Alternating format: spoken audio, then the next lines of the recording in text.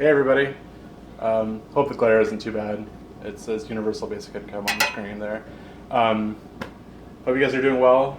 This is our last speech for the class. I learned a lot from watching your guys' videos. I hope you guys learned a thing or two from mine. Anyways, let's get to it, right?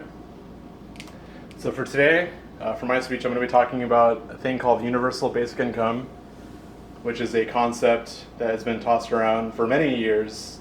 Martin Luther King was a big proponent for it, and a bunch of other famous economic experts and just people in the political sphere. A lot of people have been worried that the economy hasn't been working for the people for a long time, and universal income has been this thing that's kind of come up in recent years, and there was a candidate who I was a big fan of. He was running for the Democratic nominee. His name was Andrew Yang, and he was proposing this thing called the freedom dividend, which was to give every citizen $1,000 regardless of income, and so $1,000 every year, every month for 12 months. And his idea was that automation is becoming, an increasingly big threat to the workforce.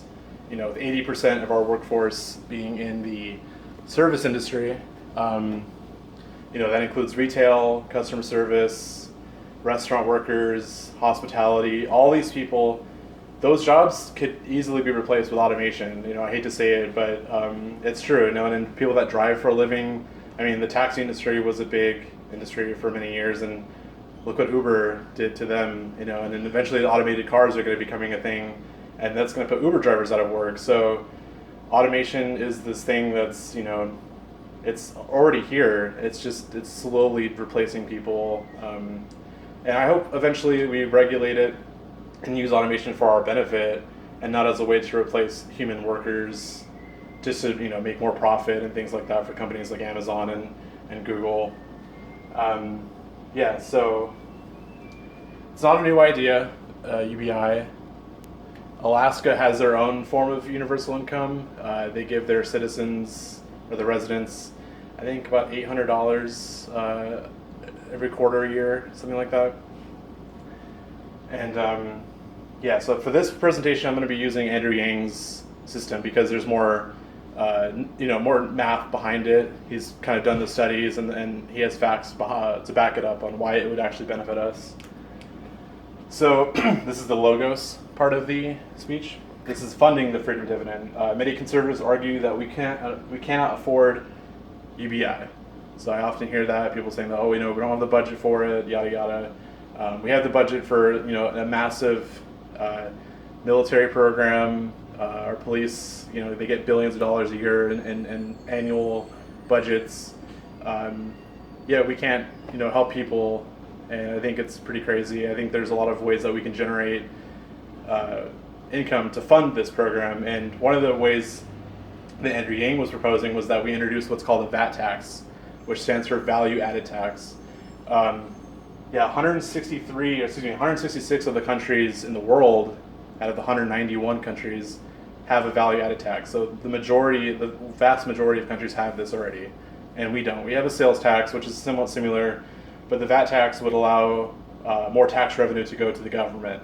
And if we were to introduce a VAT tax in this country, we would generate up to about $800 billion in revenue a year, is what his numbers are. That's according to Catherine Clifford from CNBC.com. So that's a citation I got from her. Along with the VAT tax, Andrew Yang was the only candidate that I knew of that was talking about something that I think is super important, is data, and how there's this common phrase that data is the new oil.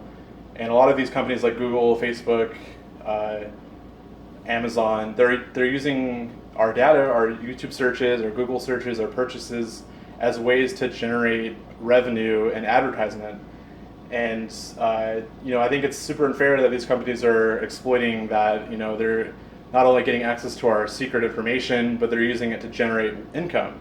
And not only that, but they also don't have to pay annual tax, income tax. All these companies, these multi-billion-dollar companies, they haven't had to pay their annual tax in years, and so that's another way that we could pay for this freedom dividend. Andrew Yang he was saying that it was going to cost about $2 trillion to pay for this program every year.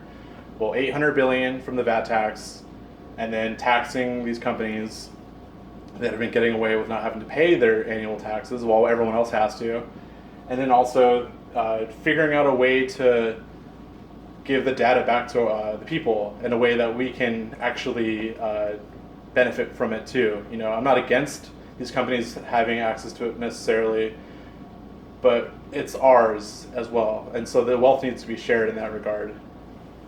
And that's from Stephen Johnson from bigthink.com. That's the second citation.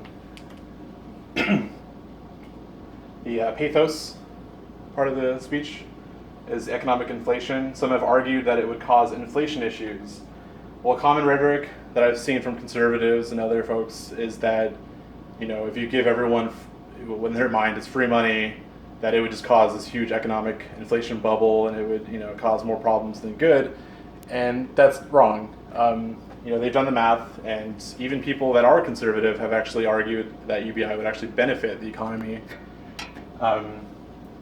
If the United States were to introduce the freedom dividend, there is an estimated GDP growth of about 12.56%, and would that translate to $3 trillion by the year 2025. So that would actually grow the economy. It would create like 7 million jobs, and you know, you would by giving people money. The economy works better if you're actually giving people money. The economy doesn't work if people aren't spending money. And so right now, because times are tough, everyone's holding what they can get, and people aren't even working anyways right now. And so the economy actually would benefit if people were spending things. And you know, I think UBI would help that a lot. Ethos. Some argue that UBI will make people lazy. This is one that bothers me the most.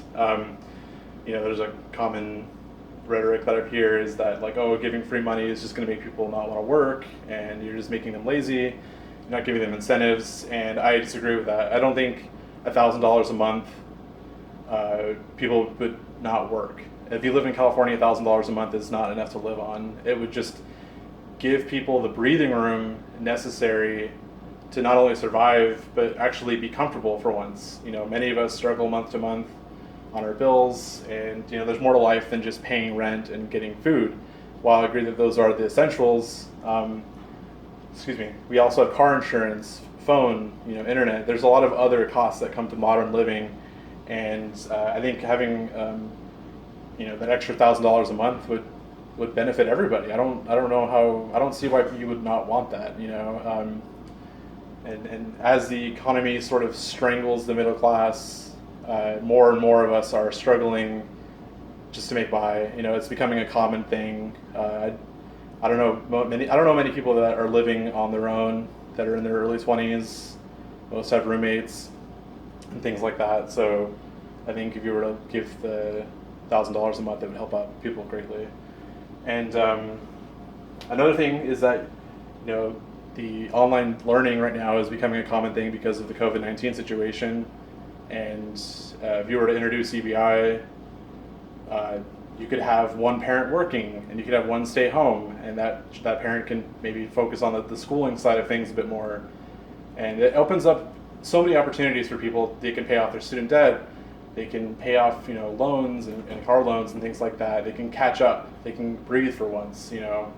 I think most of us wouldn't just save the entire check. I think most of us would actually put it back into the economy. There's a lot of things that we need, clothing and etc. So I think it would help.